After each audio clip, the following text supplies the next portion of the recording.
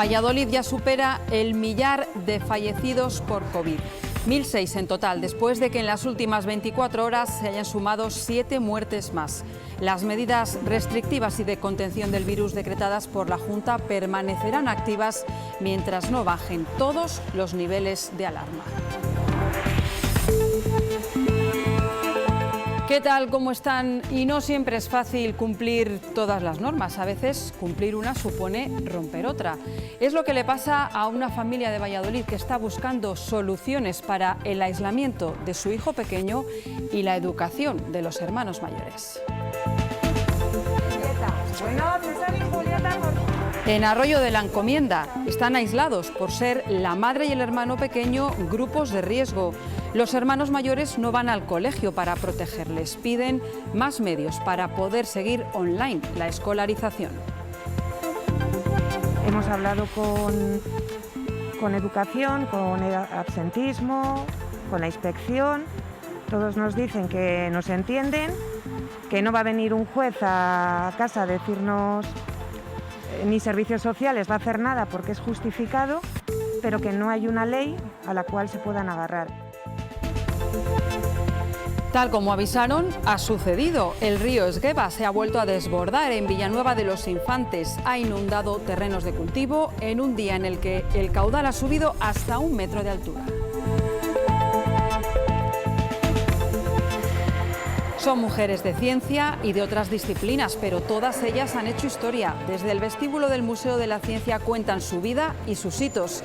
Quieren ser referentes para todas las niñas que la visiten, también para todos los niños. Y en los deportes, Marina Marcos, estábamos pendientes del próximo partido de Liga de Balonmano, que además vamos a poder ver aquí en la 8 Valladolid. Sí, el Balonmano Valladolid, el Recoletas, que viaja hasta Pamplona y se medirán a Itasuna el sábado por la tarde. Bueno, pues confirmado, ese partido lo vamos a poder ver a través de la 8 Valladolid, con la narración de nuestro compañero Manuel Centeno. Enseguida damos más detalles y escuchamos a Sergio, que hoy ha hablado en la previa del partido. Ha hablado y además ha dicho... Ha dicho de todo, que no se va, básicamente. Luego nos lo cuentas. Venga, hasta luego.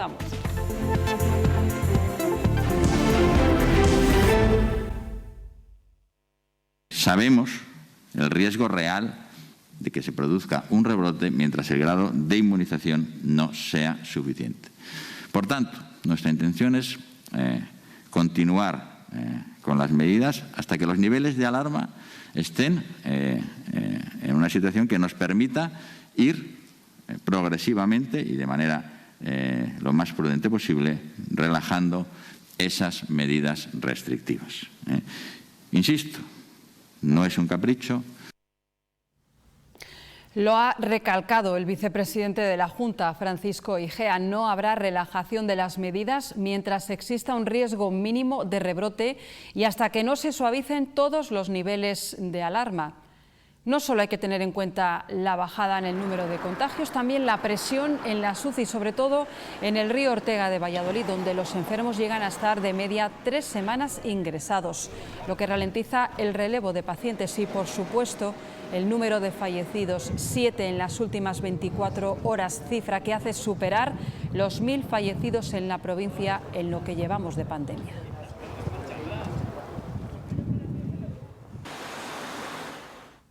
Y hay, mientras tanto, otros problemas que resolver. David y Susana son vecinos de Arroyo de la Encomienda. Han querido hacer un llamamiento a través de los medios. Su hijo de 5 años fue trasplantado al poco de nacer y para protegerle sus hermanos han dejado de asistir a clase. Educación entiende la situación, pero no da respuesta a la carencia de su formación. Los padres piden clases online, pero los centros a los que asisten no están obligados a hacerlo. César no ha aprendido este gesto con la pandemia. Desde hace 5 años forma parte de su vida. Nació con una enfermedad hepática y con tan solo 2 meses fue trasplantado. Su madre, Susana, fue la donante. Desde entonces toda la familia vive prácticamente confinada. Nosotros hemos estado durmiendo con mascarilla para poder estar al lado del niño. Si alguno coge un catarro, está con mascarilla y no sale de su habitación en 15 días. Esa es nuestra vida real. Nosotros donde vivimos tenemos piscina, hay zonas deportivas, las cuales mis hijos han visto el verano desde una ventana. No se va de vacaciones, no salimos de casa, estamos todos con falta de vitamina D. Desde el inicio de la pandemia se han aislado aún más. Sus hermanos, David y Paloma, de 13 años, no asisten a clase desde el pasado mes de septiembre para proteger la salud del pequeño y por eso los padres piden para ellos formación online. Lo que pedimos es que la ley no solo ampare al niño de riesgo, sino a los convivientes de ese niño para poder protegerle. Nosotros lo que hicimos fue presentar un escrito a la Consejería de Educación y a la Dirección Provincial, a la Inspección, explicando nuestro caso. No tenemos todavía respuesta. A pesar de todo, algunos profesores se han solidarizado con la familia. Ellos, hasta que Educación no les dé una orden que lo hagan, no un consejo, por así decirlo, ellos no van a hacer nada. Mi hija en el instituto tiene su profesora que se implica con ella de lunes a domingo lo que necesite, mensajes, pero luego tiene otros profesores que la dicen que cuando venga ya se pondrá al día. En el colegio del niño solicité que hicieran videollamadas, pero al niño nos lo han denegado por protocolo del colegio. Se sienten castigados y por eso han decidido denunciar su situación a través de los medios. El número de profesionales que teletrabaja de forma habitual en nuestra comunidad ha descendido un 44,7% respecto a la primera ola de la pandemia. En la media nacional, el descenso del teletrabajo es menos acusado, en torno al 36%. Pero hay personal que quiere trabajar desde casa y no tiene el visto bueno de su empresa. Noelia es empleada en un call center, donde en marzo toda la plantilla comenzó a trabajar desde casa. Volvimos a la oficina poco a poco desde el 8 de junio hasta finales de agosto.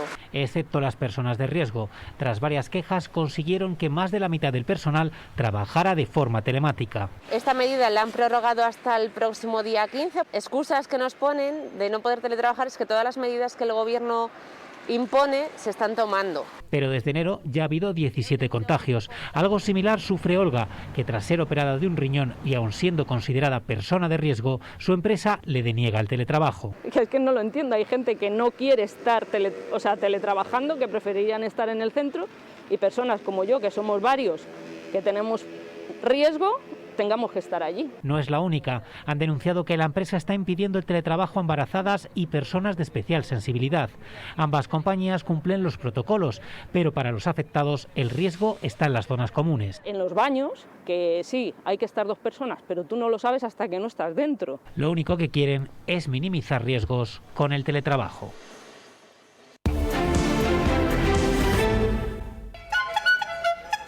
Ayer lo avanzábamos y hoy se ha repetido esta imagen de protesta con todos los trabajadores del Centro de Atención al Usuario del SACIL, reclamando que se les mantenga la antigüedad en los contratos después de que se haya cambiado la empresa adjudicataria del servicio.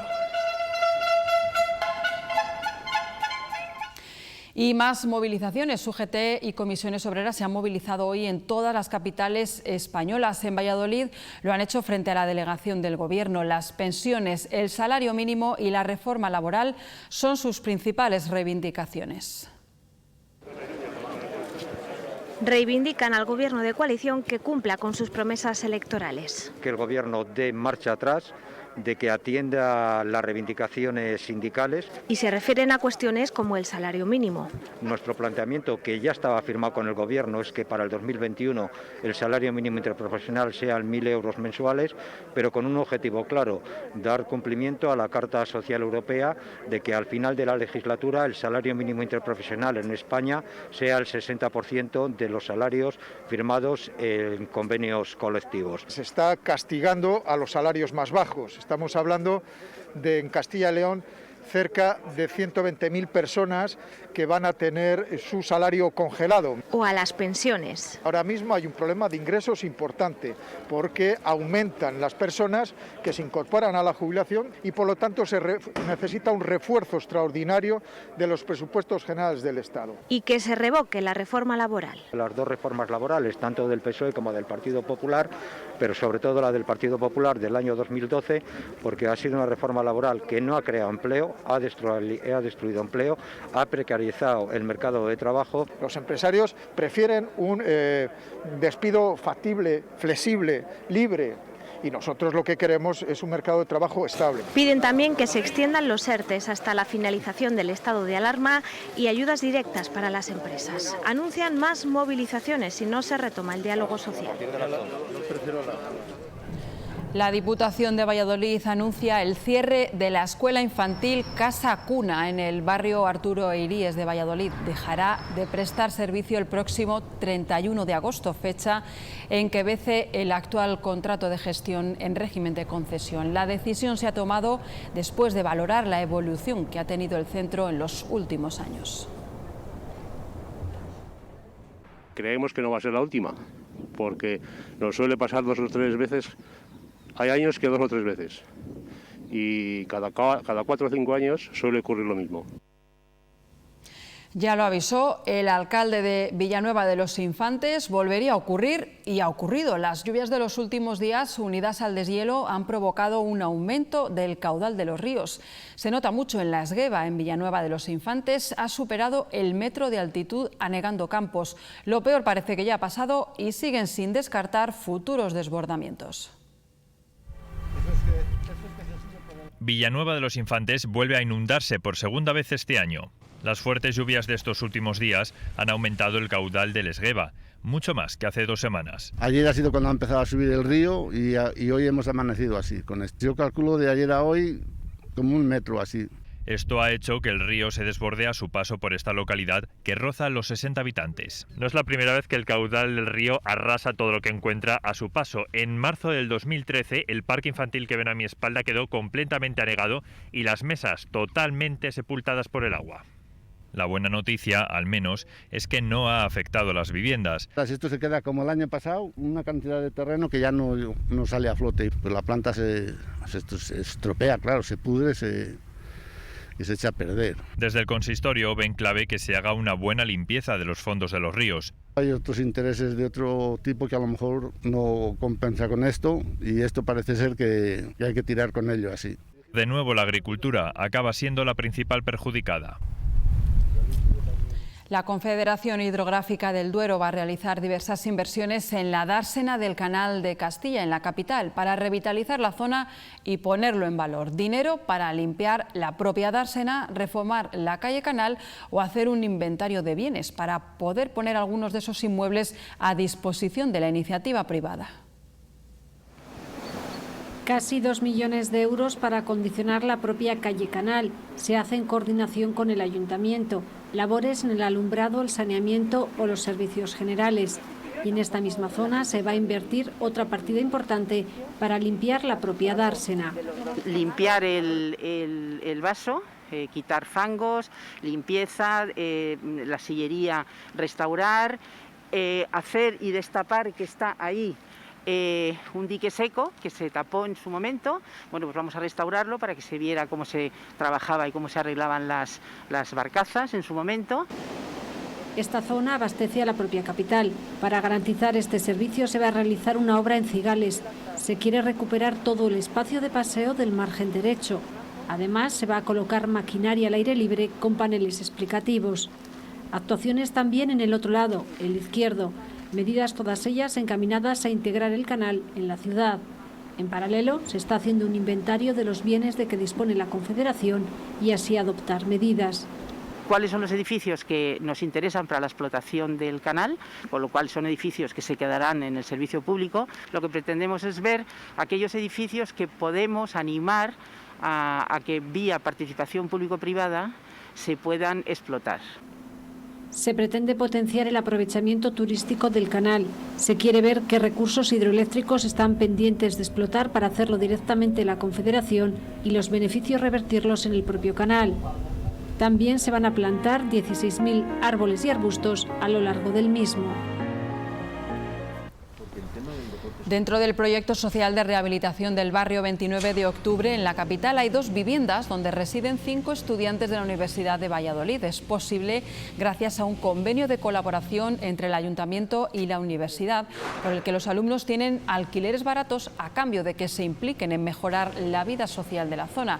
Hoy han visitado el lugar tanto responsables del consistorio como de la propia universidad para hacer balance de su trabajo. Mañana, además, está previsto que se renueve el el convenio. La universidad está muy satisfecha del trabajo de los alumnos en la zona.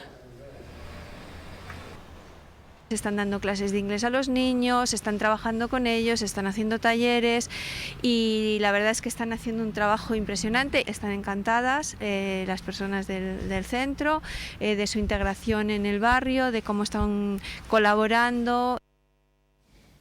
El Museo de la Ciencia de Valladolid se suma a la celebración del Día Internacional de la Mujer y la Niña en la Ciencia, que hoy se conmemora, y lo hace con una muestra que pone rostro y nombre a muchas mujeres que a lo largo de los siglos han transformado el mundo desde ámbitos muy diversos, como la política, la literatura o la música.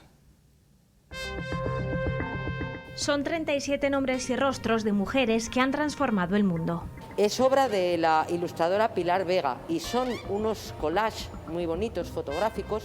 Hay políticas, hay literatas, hay antropólogas, hay representantes de distintas ramas de la ciencia, artistas. Corresponden a las 26 letras del alfabeto, los números del 0 al 9 y una licencia que se ha permitido la autora, que es el ampersand, que corresponde a Simone de Beauvoir. Personajes que lucharon por la igualdad y por un futuro distinto, y ese es precisamente el objetivo de esta exposición, fomentar todo tipo de vocaciones. Que las niñas y las jóvenes sepan que pueden ser lo que ellas quieran en su vida, que se trata de tener pasión y de amar una profesión, una actividad. Si esa es la ciencia, estupendo, pero para poder amar una profesión hay que tener referentes. Es una muestra gratuita que se puede visitar hasta el 7 de marzo en el Museo de la Ciencia de Valladolid. Este espacio se suma así al Día Internacional de la Mujer y la Niña en la Ciencia, pero además lo hace con otras actividades. Hemos organizado un concurso Kahoot, está dedicado a mujeres científicas, a 15 mujeres científicas, y bueno, tiene un gran aliciente, y es que hay 2 premios para la primera y segunda personas clasificadas. La primera recibirá 2 entradas dobles al museo, y la primera y la segunda una calculadora científica. Y además de esto, el viernes lanzaremos también una nueva sección dentro de nuestro canal YouTube que hemos titulado Ellas son ciencia. En él participarán varias investigadoras del CSIC que contarán su experiencia y trayectoria profesional.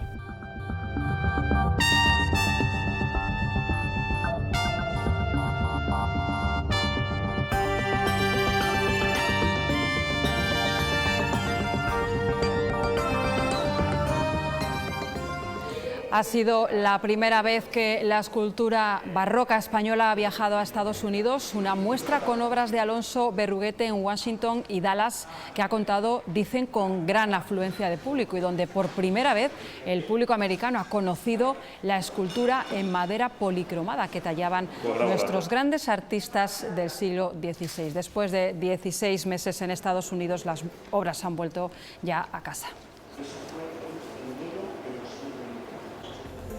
Nosotros tenemos la suerte de poder visitarlas cuando queramos en el Museo Nacional de Escultura. Con esto nos despedimos. En un minuto llega Marina Marcos con todos los deportes. Cuídense.